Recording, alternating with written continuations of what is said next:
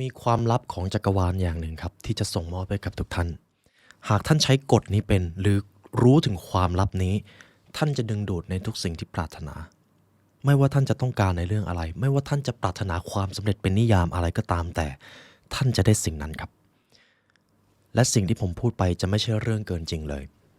สิ่งนั้นมีชื่อว่ากฎแรงดึงดูดถูกต้องครับหลายท่านน่าจะรู้แล้วเราจะมาพูดถึงหนังสือ The Secret กันผมจะมีคำเตือนอย่างหนึ่งแล้วกันครับสำหรับท่านใดก็ตามที่รู้เรื่องของกฎแรงดึงดูดมาระดับหนึ่งแล้วหากทุกท่านฟัง The Library มาตั้งแต่พาร์ทแรกๆนะครับเราก็มาเริ่มทำเรื่องของจิตวิญญาณกันถูกต้องไหมครับเรื่องของจิตวิญญาณหากให้สรุปออกมาง่ายๆก็คือทุกสรรพสิ่งในจักรวาลนี้ล้วนเป็นพลังงานและพลังงานที่ยิ่งใหญ่ที่สุดบริสุทธิ์ที่สุดรวดเร็วที่สุดก็คือจิตวิญญาณของมนุษย์และทุกๆสิ่งที่จิตวิญญาณเป็นเขาก็จะดึงดูดสิ่งที่อยู่ในระดับเดียวเข้ามาในตัวท่านมีพลังงานอยู่ครับทุกๆผลลัพธ์ในชีวิตท่านเป็นคนดึงดูดมาเองและผมเชื่อว่าเกิน 70% ที่กำลังฟังคลิปนี้อยู่รู้ว่ากฎแรงดึงดูดคืออะไรรู้ว่าหากเรานึกคิดถึงสิ่งใดบ่อยๆปรารถนาถึงสิ่งใดบ่อยๆเราก็จะได้มันมาแต่มันมีด้านมืดอยู่ครับทุกท่านกฎแรงดึงดูดมีด้านมืดบางอย่างอยู่ซึ่งผมจะบอกในตอนท้ายนะครับว่าด้านมืดนั้นคืออะไรสำหรับท่านที่ใช้กฎนี้มานานแล้วท่านจำเป็นอย่างยิ่งที่จะต้องฟังคลิปนี้ให้จบเพราะจะไม่มีใครมาบอกความจริงนี้กับท่านยกเว้นพวกเราครับเรามาเริ่มกันในส่วนแรกผมจะเริ่มแบบนี้ก่อนครับเพื่อที่ว่าจะปูพื้นฐานสำหรับบางท่านยังไม่เคยได้ยินชื่อเสียงเรียงนามของหนังสือ The Secret เลยหนังสือเล่มนี้คือหนังสือที่ว่าด้วยกฎแรงดึงดูดสิ่งใดก็ตามที่เรานึกคิดสิ่งใดก็ตามที่เราปรารถนาหรือพูดถึงบ่อยๆมันจะเกิดขึ้นจริงและทุกท่านครับใช่ครับมันดูเป็นนามธรรมมันดูจับต้องไม่ได้แต่สิ่งที่จับต้องไม่ได้เหล่านี้แหละครับมันกำหนดสิ่งที่เรามองเห็นและจับต้องได้อยู่มันจะเปรียบเสมือนแรงโน้มถ่วงครับเราไม่จำเป็นจะต้องเชื่อว่าแรงโน้มถ่วงมีจริงหรือไม่มีจริงแต่เราก็รู้อยู่กับใจว่าเราอยู่บนโลกนี้ได้ด้วยกฎแรงโน้มถ่วงซึ่งตรงนี้แหละครับคือจุดที่สำคัญมากความลับที่ยิ่งใหญ่นี้กำลังจะไปอยู่ในมือท่านมันถูกส่งผ่านสืบทอดมาเป็นเวลาช้านานมันเป็นที่ปรารถนาอย่างมากมันเป็นความลับที่ถูกซ่อนเร้นจากทั้งผู้นำครูบาอาจารย์หรือแม้แต่ศาสดาก็อาจจะยังไม่ได้บอกสิ่งนี้มันคือความลับที่ตกหล่นสูญหายเป็นที่ฉกฉวยช่วงชิงและซื้อหาด้วยเงินก้อนใหญ่ความลับซึ่งมีอายุเก่าแก่หลายศตวรรษนี้รู้กันในเฉพาะหมู่บุคคลที่โดดเด่นที่สุดในประวัติศาสตร์เช่นเพลโตกาลิเลโอบีโธเฟนเอดิสันคาร์เนกีไอน์สไตน์กับบรรดาผู้ยิ่งใหญ่และนักคิดผู้ยิ่งใหญ่ในโลกใบนี้การที่ท่านจะล่วงรู้ได้ถึงความลับนี้ท่านจะเข้าถึงพลังที่คนในประวัติศาสตร์ได้เข้าถึงครับนี่คือส่วนที่ถูกเขียนไว้ในหนังสือ The Secret คุณผู้ฟังเห็นความลับอันยิ่งใหญ่ของกฎแรงดึงดูดแล้วหรือยังครับผมจะพาทุกท่านเดินทางค่อยๆเดินทางไปอย่างช้าๆนะครับและเมื่อท่านฟังมาถึงครึ่งคลิปผมขอให้ท่านทำพันธสัญญากับผมครับว่าเมื่อหากท่านฟังไปจนถึงครึ่งคลิปแล้วท่านจะต้องฟังให้จบมิฉะนั้นท่านจะโดนกับดักบางอย่างและคน 80% ที่รู้จักกฎนี้ถูกปกคลุมด้วยกับดักนี้ครับหรือไม่สามารถรู้เท่าทันเจ้ากับดักตัวนี้ก่อนที่เราจะไปเรียนรู้กันต่อครับผมมีบางอย่างอยากจะมามอบให้กับท่านทุกท่านเคยได้ยินกิงโกบิโลบาหรือต้นแปะกล้วยไหมครับนี่คือหนึ่งในสายพันธุ์ต้นไม้ที่เก่าแก่ที่สุดในโลกมีอายุมาแล้ว200ล้านปีครับโดยจุดเด่นของต้นนี้ก็คือการที่มีใบเป็นรูปทรงใบพัดการมีลำต้นที่แข็งแกร่งและที่สำคัญบางต้นมีอายุมากกว่า1,000 ปีและบางส่วนของกิงโกบิโลบาครับถูกนำมาใช้ทางด้านการแพทย์อย่างแพร่หลายทั้งในประเทศจีนและประเทศญี่ปุ่นและทุกท่านครับสารสกัดจากใบแปะก๊วยก็เป็นหนึ่งในทางเลือกที่ผมใช้บำรุงรักษาสมองตัวเองครับเพราะงานที่ผมทำใช้สมองเยอะมากจริงๆทุกท่านสามารถเห็นได้จากงานวิจัยครับพบว่าสารจากใบแปะก๊วยมีสารแอนตี้ออกซิแดนต์ซึ่งประกอบไปด้วยฟลาโวนอยด์และเทอร์ปีนอยด์และแน่นอนครับผมเลือกและจบกับเจแปนกิงโกบิโลบา สารสกัดจากใบแปะก๊วยจากแบรนด์คาริเต้ครับซึ่งเขาคิดค้นสูตรและพัฒนาผลิตภัณฑ์จากประเทศญี่ปุ่นท่านสามารถเริ่มต้นดูแลสมองตัวเองได้ง่ายๆเพียงแค่1แคปซูลครับหากต้องการรายละเอียดเพิ่มเติมครับทุกท่านสามารถดูได้ที่ www.clarity.asia/librarypodcast ครับหรือทุกท่านจะกดลิงก์ข้างล่างก็ได้ครับเดี๋ยวพวกเราจะวางไว้ให้เพราะสุดท้ายครับหากคุณภาพสมองของท่านดีชีวิตท่านจะไม่ดีขึ้นได้อย่างไรจริงไหมครับ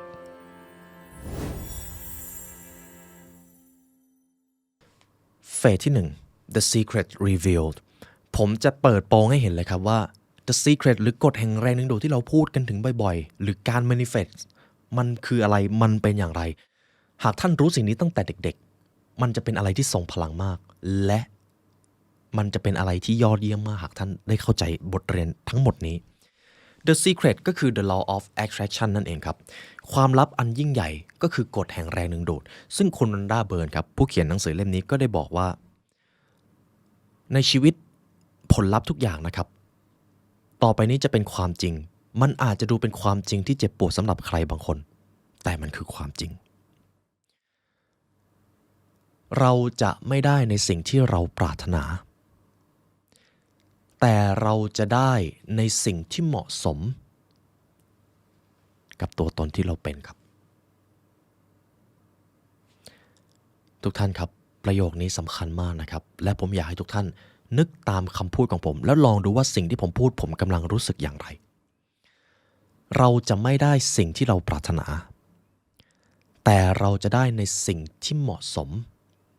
กับตัวตนที่เราเป็นครับยกตัวอย่างเช่น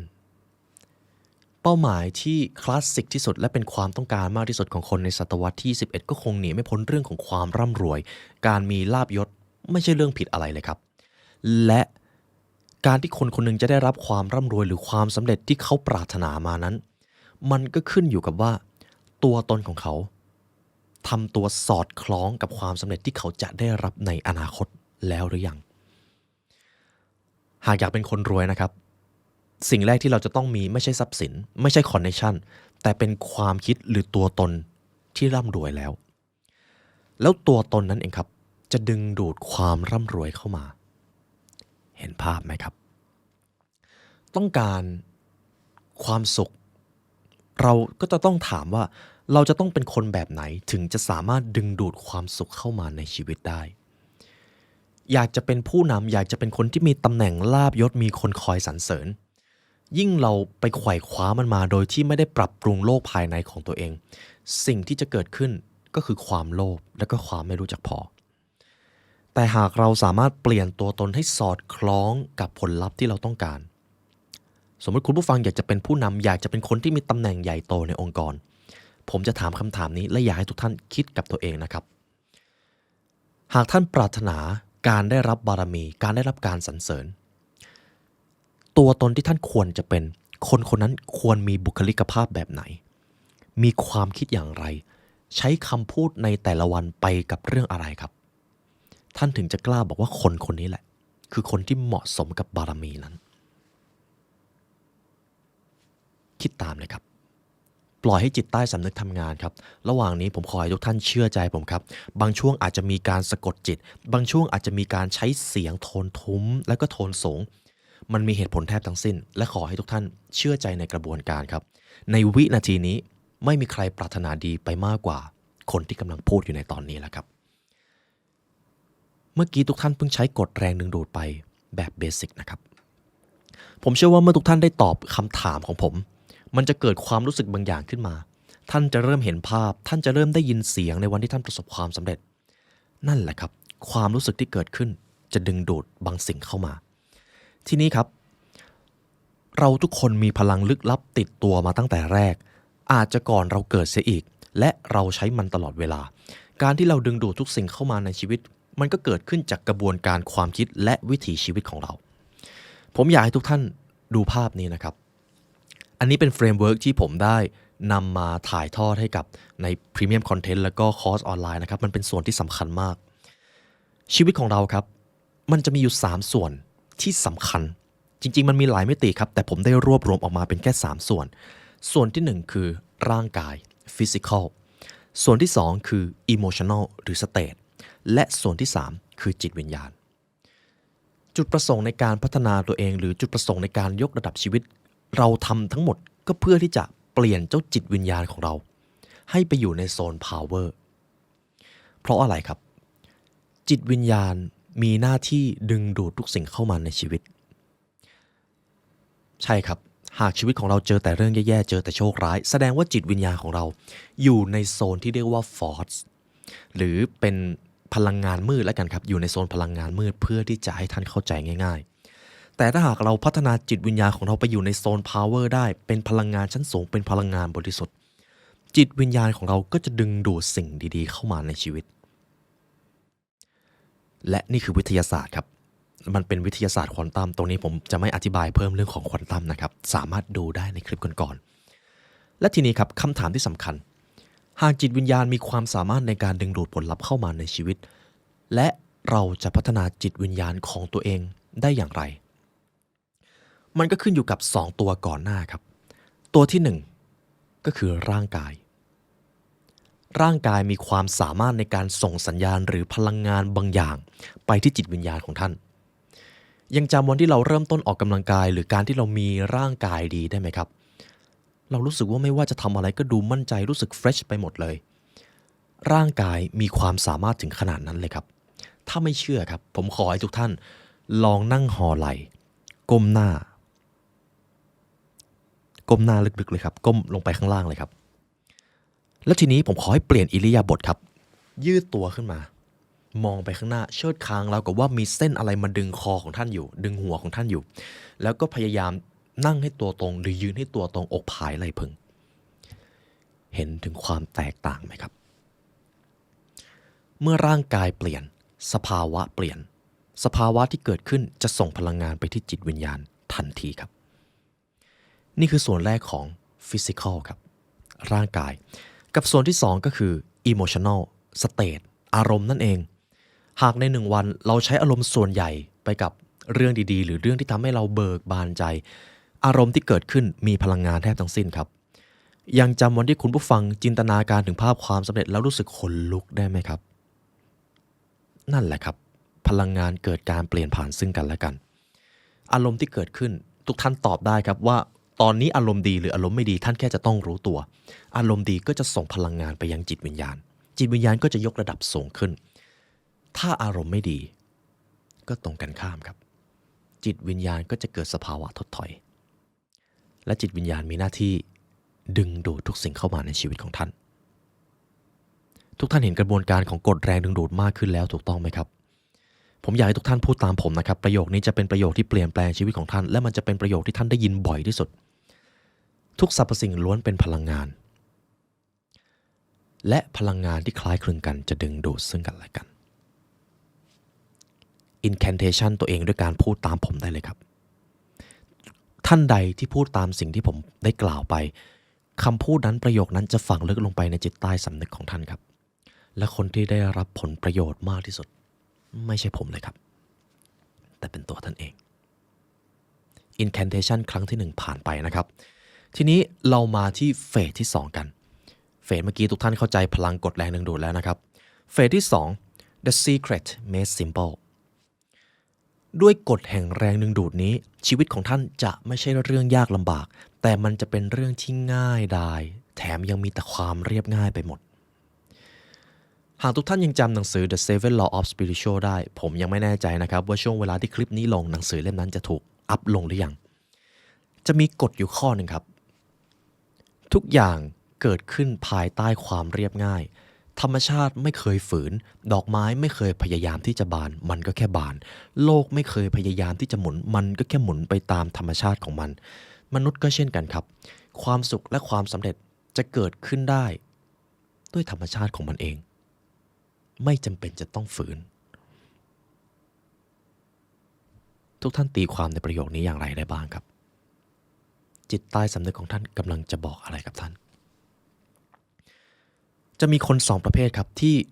ใช้วิถีเดินทางสู่ความสำเร็จที่แตกต่างกัน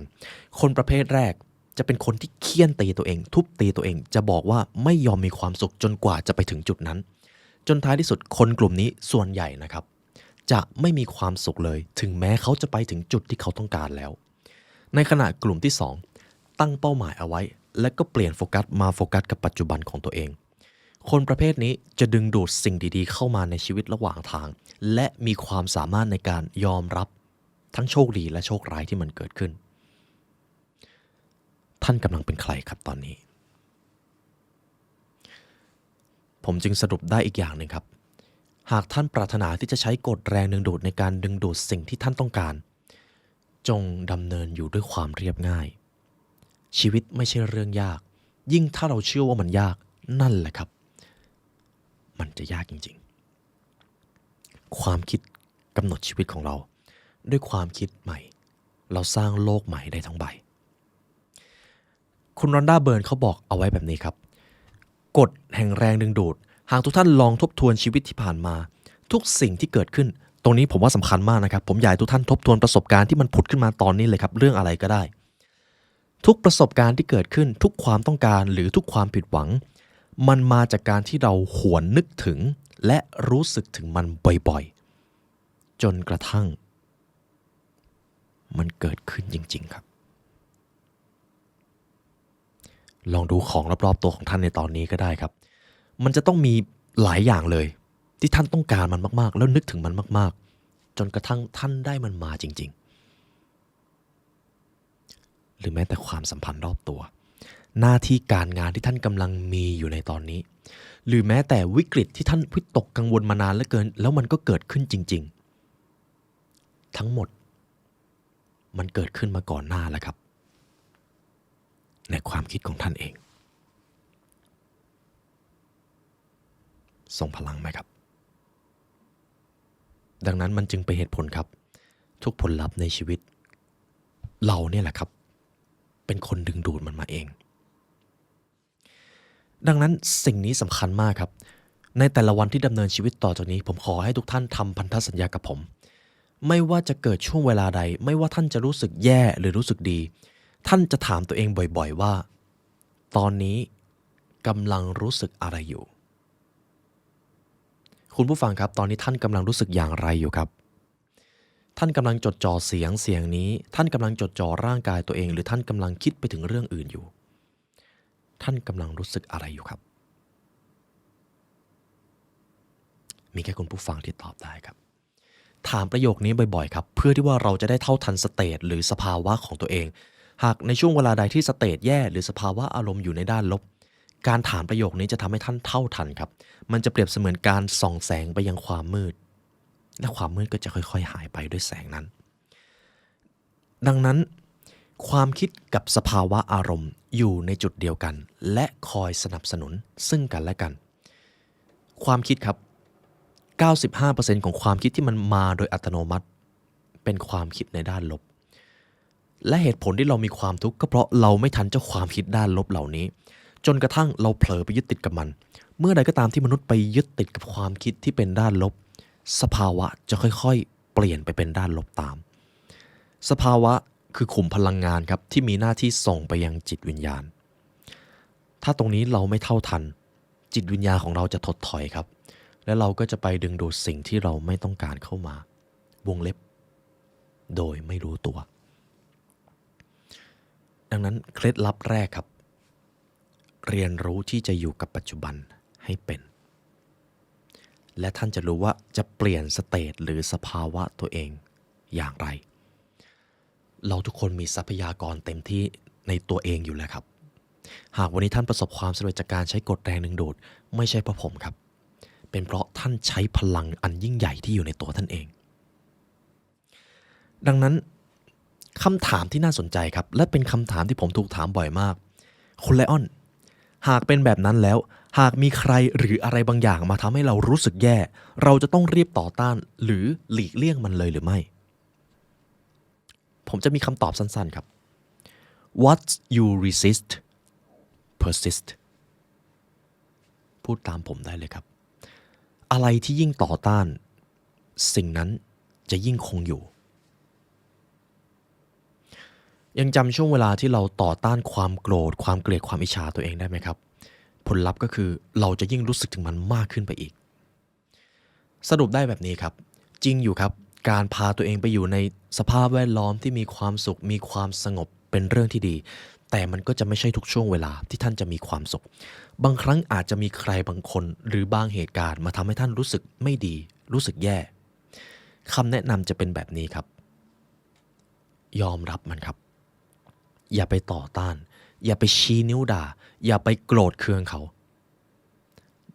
ท่านมีหน้าที่รับผิดชอบสภาวะของตัวเองไม่ใช่ใครอื่นเลยครับ accept ครับ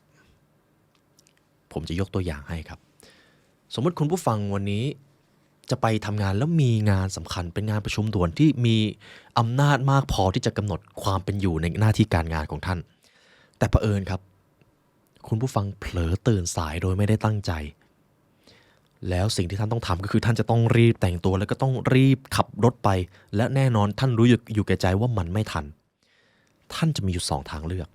ทางเลือกที่1บ่นด่าตัวเองบ่นด่าสภาพการจราจรบ่นด่าหัวหน้าที่นัดเวลานี้กับทางเลือกที่2ก็แค่ยอมรับว่าตัวเองตื่นสายก็แค่ยอมรับว่าตัวเองไปไม่ทันก็แค่ยอมรับว่าเราอาจจะถูกวิพากษ์วิจารณ์และการถูกวิพากษ์วิจารณ์มันก็เป็นเพียงแค่การถูกวิพากษ์วิจารณ์หากท่านเข้าใจสิ่งนี้ครับมันจะเปรียบเสมือนการที่ท่านได้เรียนรู้ปรัชญาเซนทั้งเล่มเลยจริงๆแล้วสิ่งที่ทำให้เรารู้สึกแย่มันคือการตีความจากฟิลเตอร์ที่เปรียบเสมือนทัศนคติของเราหรือมุมมองที่เรามีต่อโลกบางคนครับ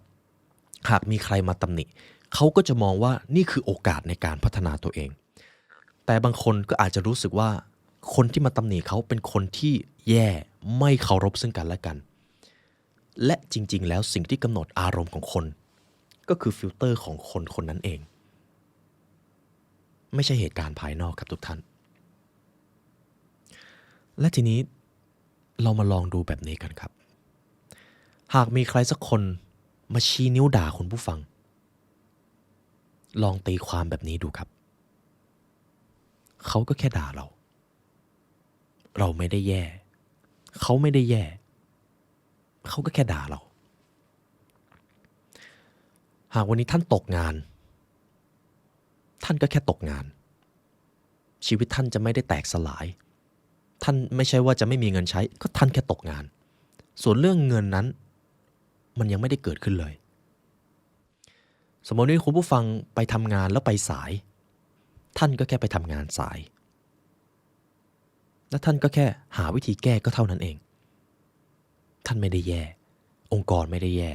สภาพการจราจรไม่ได้เลวร้ายท่านก็แค่ไปสายนี่คือสมการที่เรียกว่า x เท่ากับ x ครับคือการมองสิ่งที่เป็นและตีความเหมือนกับสิ่งที่เห็นไม่ได้ตีความเป็นไปในทางอื่นนี่แหละครับคือการยอมรับมันลึกมากเห็นไหมครับเพียงแค่การยอมรับสิ่งที่เกิดขึ้นผมยังสามารถอธิบายได้มาเป็น5นาทีเลยเพราะทุกอย่างมีความเรียบง่ายและก็ซับซ้อนที่สวยงามในตัวมันเองเอาละครับจบเฟสที่2ดังนั้นมีหลายคนที่รู้กฎนี้และเลือกต่อต้านหรือหลีกเลี่ยงทุกอย่างที่ทำให้เขารู้สึกแย่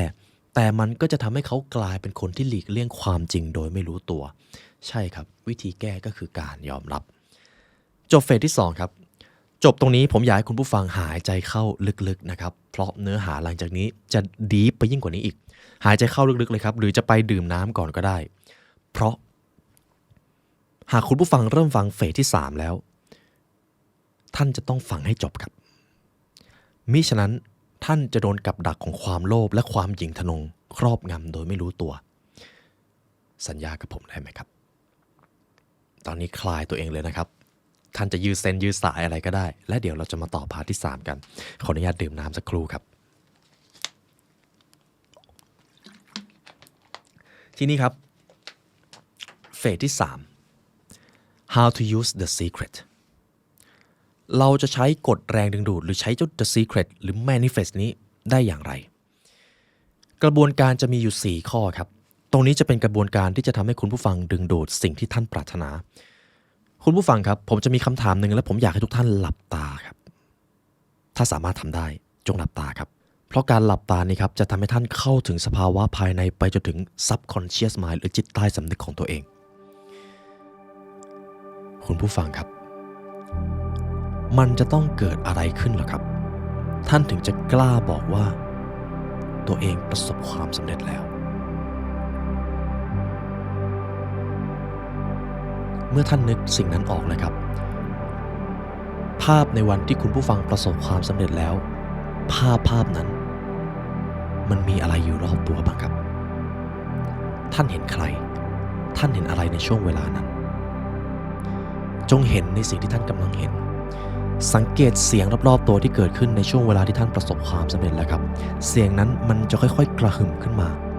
มันเป็นเสียงของใครบางคนหรือมันเป็นเสียงธรรมชาติบางอย่างที่กำลังเกิดขึ้นเสียงนั้นครับจงได้ยินในสิ่งที่ท่านกำลังได้ยินในระดับ1 2 3 4 5 6 7 8 9ไปจนถึงระดับ10ณช่วงเวลานี้ครับท่านกำลังเห็นภาพความสำเร็จของตัวเองท่านกำลังได้ยินเสียงรอบๆตัวทั้งเสียงสรรพสิ่งและเสียงผู้คนความรู้สึกที่ท่านกำลังประสบความสำเร็จมันจะค่อยๆพุ่งพล่านมาขึ้นเรื่อยๆครับความรู้สึกนั้นท่านรับรู้ได้ตั้งแต่เท้าขาต้นขาท้องขึ้นมาที่หน้าอกมาจนถึงลำคอจนท่านรู้สึกได้ด้วยใบหน้าของท่านเองท่านอาจจะเกิดสภาวะความรู้สึกขนลุกและนั่นเองก็คือช่วงเวลาที่พลังงานเกิดการเปลี่ยนผ่านซึ่งกันและกันภาพความสำเร็จนั้นกำลังอยู่ตรงหน้าของท่านครับลืมตาได้ครับทุกท่านสิ่งที่ผมทำไปเมื่อกี้ก็คือการเปลี่ยนให้ท่านเข้าไปสู่ภวังค์และหากท่านไม่สามารถหลับตาทำเมื่อกี้ได้ค่อยกลับมาทำในช่วงเวลาที่เหมาะสมนะครับที่นี่ครับทุกท่านเห็นภาพแล้วว่ามันจะต้องเกิดอะไรขึ้นท่านถึงจะบอกว่าตัวเองประสบความสำเร็จแล้วผมขอให้คุณผู้ฟังเลือกเป้าหมายมาอย่างหนึ่งครับและผมขอให้เป้าหมายนี้เป็นเป้าหมายเดียวที่ท่านเชื่อว่าหากเป้าหมายนี้เกิดขึ้นเป็นผลลัพธ์ในโลกกายภาพนี่จะเป็นเป้าหมายที่สะท้อนความสำเร็จในชีวิตของท่านมากที่สุดจะเป็นเงินก็ได้ครับจะเป็นครอบครัวความสัมพันธ์หน้าที่การงานหรือแม้แต่การยกระดับจิตวิญญาณของตัวเองอะไรก็ได้ครับเลือกได้ตามที่ท่านชอบเลยเพราะคนที่รู้ความจริงสูงสุดในชีวิตไม่ใช่ผมครับคือตัวท่านเองเลือกมา1 อย่างครับเขียนลงไปก็ได้นะครับและต่อจากนี้ครับผมจะเริ่มเข้าสู่กระบวนการใช้กฎแรงดึงดูดข้อที่1จงขอครับจงขอและขอไปบ่อยผมขอให้คุณผู้ฟังจะเลือกวิธีการอธิษฐานอะไรก็ได้ครับแต่ระหว่างที่อธิษฐานผมขอให้ทุกท่านทำมือแบบนี้ครับแบบนี้ครับเห็นไหมเอ่ยทำมือแบบนี้เดี๋ยวผมจะอธิบายในภายหลังในหนังสือเล่มอื่นครับแต่ขอให้ทำมือแบบนี้ในระหว่างที่ท่านกำลังอธิษฐานและไม่ว่าท่านจะอธิษฐานอะไรก็ตามครับจงหลับตาและขอให้คำอธิษฐานนั้นซึมลึกลงไปในจิตใต้สำนึกของท่านเองเริ่มครับทีนี้ครับจบกระบวนการที่1เมื่อท่านขอสมมติครับผมอยากรวยเป็นเงิน1,000 ล้านผมขอให้จักรวาลมอบเงิน 1,000 ล้านให้ผมด้วยเถิดหากผมได้สิ่งนี้มาผมจะกล้าบอกว่าตัวเองประสบความสำเร็จแล้วนี่คือการขอในรูปแบบของผมนะครับคุณผู้ฟังสามารถรังสรรค์ออกมาได้เลยกระบวนการที่2จงเชื่อและศรัทธาทั้งกระบวนการหรือสิ่งลึกลับปัญญาภูมิปัญญาอันยิ่งใหญ่ที่ปกครองท่านอยู่จงเชื่อและศรัทธาครับจงเชื่อและศรัทธาเชื่อในสิ่งที่ท่านกำลังพูดเชื่อในเสียงที่ท่านกำลังได้ยินอยู่ในตอนนี้และจงเชื่อในตัวท่านเองยิ่งท่านเชื่อท่านจะยิ่งได้รับครับเพราะหนึ่งในพลังที่ยิ่งใหญ่ที่สุดคือความเชื่อของคนครับและอุปสรรคที่ยิ่งใหญ่ที่สุดก็คือความเชื่อของคนเหมือนกันดังนั้นครับท่านจงเชื่อในความสำเร็จและกระบวนการนั้นและจงเชื่อใจผมครับผมกำลังทำให้ท่านได้สิ่งที่ตัวเองปรารถนาอยู่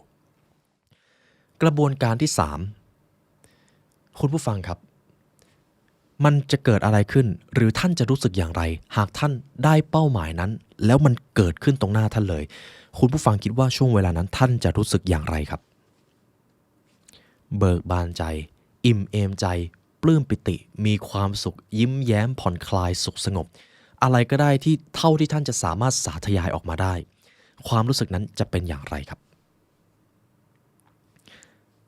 และทีนี้แหละครับจำความรู้สึกนั้นไว้นะครับความรู้สึกนั้นคือพลังงานที่มีความสามารถมากพอที่จะส่งไปยังจิตวิญญาณครับพูดได้อีกอย่างครับจงรู้สึกแบบนั้นบ่อยๆแล้วท่านจะดึงดูดสิ่งที่ท่านจะได้รับมาจบกระบวนการที่3ครับหากให้ผมอธิบายในเชิงวิทยาศาสตร์มันเป็นแบบนี้ครับความรู้สึกหรือสภาวะของมนุษย์มันเป็นพลังงานในโลกควอนตัมนะครับทุกอย่างเป็นพลังงานหมดเลยมันคือกฎฟิสิกส์ที่ว่าด้วยพฤติกรรมของอะตอมครับ 99.99999% ประกอบไปด้วยความว่างเปล่าในขณะที่ไม่ถึง 1% เป็นอนุภาคนิวตรอนโปรตอนและอิเล็กตรอนแล้วด้วยความที่เจ้าอะตอมเนี่ยครับส่วนใหญ่มันคือความว่างเปล่าแต่สิ่งที่มหัศจรรย์ก็คืออะตอมคือส่วนประกอบทุกอย่างที่เรามองเห็นร่างกายของเราเซลล์ของเราโมเลกุลของเราก็ประกอบไปด้วยอะตอมโต๊ะคอมโทรศัพท์ของเราก็ประกอบไปด้วยอะตอมแต่ทำไมกันเจ้าอะตอมอนุภาคมันมีไม่ถึง 1% แต่ที่เหลือกลายเป็นความว่างเปล่าจนกระทั่งเกิดการค้นพบใหม่ว่าความว่างเปล่านั้นแท้จริงมันไม่ได้ว่างเปล่าอย่างที่เราเห็นมันคือแหล่งพลังงานที่เกิดขึ้นตั้งอยู่และก็ดับไปอยู่ตลอดเวลามันเปรียบเสมือนเส้นเชือกที่ทำการสั่นอย่างสม่ำเสมอทุกสรรพสิ่งจึงเป็นพลังงานและพลังงานหรือความรู้สึกที่มันเกิดขึ้นในตัวเรามันจะเป็นพลังงานชั้นสูงที่จะส่งผ่านไปสู่จิตวิญญาณแล้วเกิดการดึงดูดทุกอย่างที่เป็นผลลัพธ์ทุกท่านเห็นภาพแล้วไหมครับนี่แหละครับคือวิทยาศาสตร์กฎแรงดึงดูด3กระบวนการครับข้อที่1จงขอข้อที่2จงเชื่อข้อที่3จงรับรู้ถึงความรู้สึกเมื่อท่านได้รับสิ่งนั้นมาแล้วและข้อที่4สมมติคุณผู้ฟังคิดไม่ออกว่าจะสร้างสภาวะหรือสร้างอารมณ์เพื่อที่จะดึงดูดสิ่งที่ดีมาอย่างไร1ในกระบวนการที่ยอดเยี่ยมที่สุดก็คือจงเรียนรู้ที่จะให้ครับให้อะไรก็ได้ครับให้ความรู้ให้ทรัพย์สินให้เวลาให้ความรู้สึกดีๆให้แรงบันดาลใจการให้คือหนึ่งในกระบวนการที่ยกระดับสภาวะของเราได้ดีที่สุดครับเพราะมนุษย์เกิดมาเพื่อที่จะทำบางสิ่งบางอย่างที่มันยิ่งใหญ่กว่าตัวเองมาตั้งแต่แรกแล้วนั่นเองดังนั้นครับหากท่านไม่รู้ว่าท่านจะขออะไรท่านไม่รู้ว่าท่านจะเชื่อหรือศรัทธาอย่างไรท่านไม่รู้จะยกระดับสภาวะอย่างไรอย่างน้อยก็จงเรียนรู้ที่จะเป็นผู้ให้ครับและท่านจะดึงดูดสิ่งดีๆเข้ามาโดยที่ท่านไม่ได้ปรารถนาเลยจบเรื่องกฎแรงดึงดูดครับและทีนี้ครับคุณผู้ฟังส่วนสุดท้ายที่ผมจะพูดถึงนี่คือด้านมืดของกฎแรงดึงดูดมันเป็นด้านมืดเพราะเราไม่รู้เท่าทันเขาเรียกว่าผลข้างเคียงที่มันตามมาผมจะเรียบเรียงออกมาเป็นข้อๆนะครับสำหรับท่านใดที่เห็นแล้วว่ากฎแรงดึงดูดมันมีพลานุภาพขนาดไหนบางทีท่านอาจจะเผลอติดกับดักนี้โดยไม่รู้ตัวกับดักมืดที่1จริงอยู่ครับอารมณ์ชั้นสูงย่อมดึงดูดสิ่งที่ดีเข้ามาในชีวิตแต่ก็ใช่ว่าเราจะต้องต่อต้านทุกอย่างที่อยู่ในด้านลบเพราะอะไรที่เรายิ่งต่อต้านมันจะยิ่งดำรงอยู่การต่อต้านนั้นจะทำให้เรากลายเป็นคนที่ออกห่างจากความเป็นจริงและเมื่อเราต่อต้านมันจะขยายใหญ่ขึ้นเมื่อเราต่อต้านความกลัวต่อต้านอารมณ์ที่ไม่ดีเราจะกลายเป็นสิ่งนั้นโดยไม่รู้ตัวครับสิ่งนี้สำคัญมากครับคุณผู้ฟัง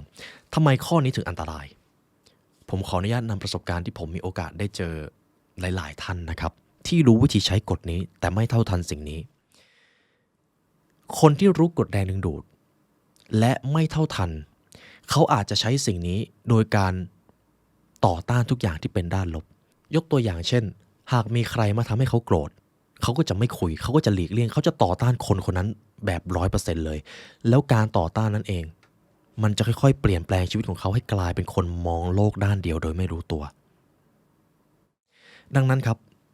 ยังจำที่ผมบอกได้ไหมครับจงมองทุกสิ่งอย่างที่มันเป็นเพราะปัญหาจริงๆคือการตีความผ่านฟิลเตอร์แห่งความคิดของเราเองหากวันนี้คุณผู้ฟังโกรธจงยอมรับว่าตัวเองโกรธหากคุณเสียความมั่นใจคุณก็แค่เสียความมั่นใจ คุณไม่จำเป็นจะต้องตีความหมายเป็นอย่างอื่นหากคุณอิจฉาก็จงรับฟังเสียงนั้นและก็หาวิธีเรียนรู้จากคนที่คุณรู้สึกว่าเขาเป็นแรงบันดาลใจเพราะหลายคนเมื่อรู้กฎนี้เขาเลือกหลีกเลี่ยงคนคิดลบซึ่งเป็นสิ่งที่ควรทำครับแต่บางคนถึงขั้นไปตัดสินหรือตีความว่าคนคิดลบเป็นคนไม่ดีนี่แหละครับคือกับดักแรกแล้วการไปตัดสินว่าคนคิดลบหรือคนที่มองทุกอย่างเป็นแง่ลบเป็นคนไม่ดีการคิดแบบนั้นจะทำให้คนเกิดอีโก้หรืออัตตาที่มันสูงลิ่วครับใช่ครับนี่คือผลข้างเคียงวิธีแก้ก็ง่ายๆครับจงยอมรับทุกสิ่งอย่างที่มันเป็นไม่จำเป็นจะต้องไปตัดสินว่าคนคนนั้นคิดลบแล้วเป็นคนไม่ดีไม่ต้องไปตัดสินว่าสถานการณ์นี้มันแย่ระวังการตัดสินของเราครับเพราะมันจะเปลี่ยนให้เรากลายเป็นคนยิงทะนงโดยไม่รู้ตัวและวิธีดูความหยิ่งทะนงในการรู้กฎนี้ดูอย่างไรได้บ้าง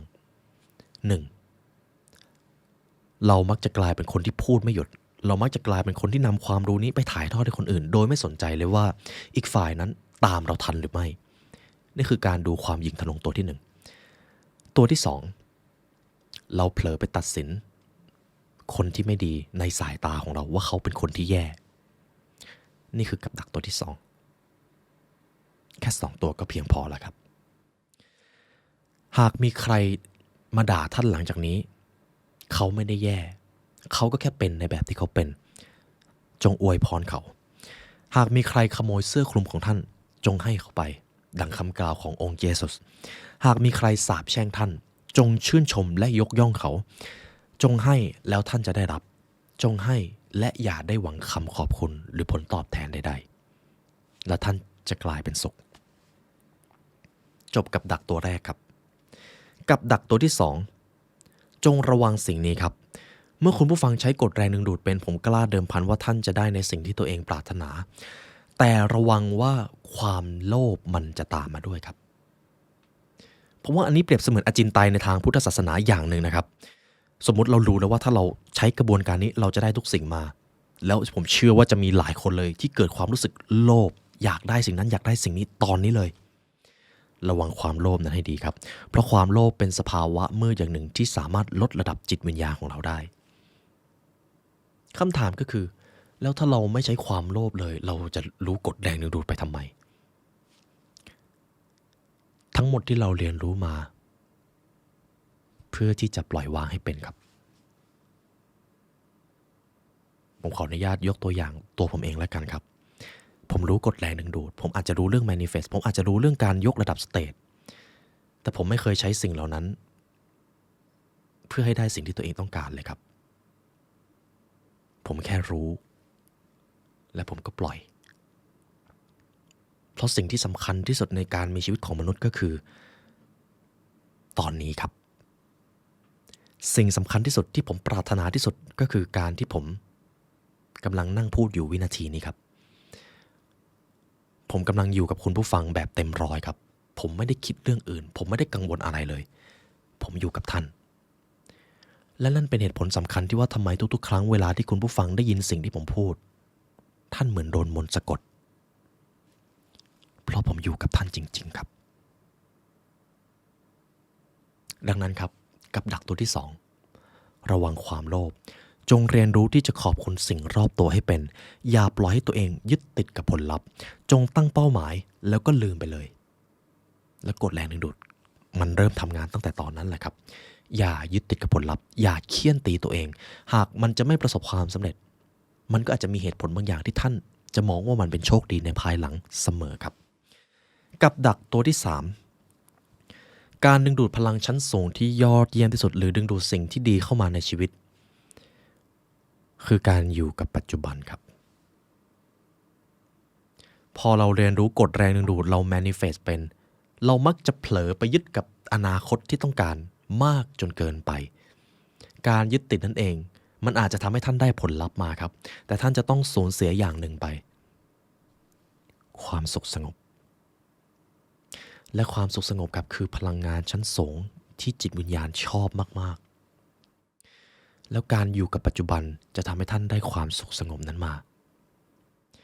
การยกระดับสภาวะเพื่อที่จะส่งพลังงานไปจิตวิญญาณที่ยอดเยี่ยมที่สุด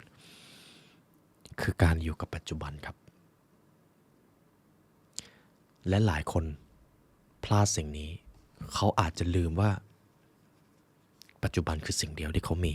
เขาเผลอไปยึดติดกับผลลัพธ์นั่นเองจบครับกับดักทั้ง3ตัวที่1ระวังความหยิ่งทะนงหรือระวังว่าเราจะกลายเป็นคนที่ต่อต้านสิ่งที่ไม่ดีมากจนเกินไปจนทำให้เราไม่มองโลกตามความจริงตัวที่2ระวังความโลภที่จะตามมาเมื่อท่านได้ผลลัพธ์มาความโลภมันจะชอบมาด้วยและตัวที่3ระวังการยึดติดกับผลลัพธ์ครับจงอยู่กับปัจจุบันให้เป็นนี่คือ3กับดักและผมเชื่อว่าตอนนี้อาจจะยังมีแค่ผมที่มาบอกเรื่องนี้กับท่านและท่านรู้สิ่งนั้นแล้วครับยินดีด้วยครับและเช่นเคยครับหากทุกท่านได้เรียนรู้มาจนถึงจุดนี้แล้วรู้สึกว่าทาง The Library Learn ให้บทเรียนลึกซึ้งมากเลยเรายังมีบทเรียนที่ลึกซึ้งกว่านี้ครับทั้งตำราความสำเร็จตำราการพัฒนาตัวเองรวมไปถึงตำราจิตวิทยาที่บางศาสตร์มันเป็นศาสตร์ที่ดาร์กพอสมควรหรือมืดพอสมควรจนผมไม่สามารถนำมาพูดออกสื่อได้แต่มันจะเปรียบเสมือนอาวุธชิ้นสำคัญที่จะทำให้ท่านรับมือกับสถานการณ์ได้อย่างยอดเยี่ยมครับได้อย่างแข็งแกร่งผมจึงได้ทำบทเรียนเหล่านั้นไว้ในพรีเมียมคอนเทนต์นะครับทุกท่านสามารถติดตามพรีเมียมคอนเทนต์ของพวกเราได้ที่ www.thelibrarylearn.com หรือจะกดปุ่มจอยแล้วก็เลือกพรีเมียมคอนเทนต์ด้านล่างนี้ก็ได้ครับและเช่นเคยครับวันนี้เป็นเกียรติอย่างยิ่งที่เราได้มาเรียนรู้กฎแห่งแรงดึงดูดด้วยกันวันนี้ได้เวลาอันสมควรแล้วครับทางผู้ร่วมงาน The Library Learn และตัวผมและออนยุวศิลป์ขอกล่าวอำลาทุกท่านไปก่อนขอให้วันนี้เป็นวันที่ดีของทุกท่านและขอให้จักรวาลคุ้มครองทุกท่านครับสวัสดีครับ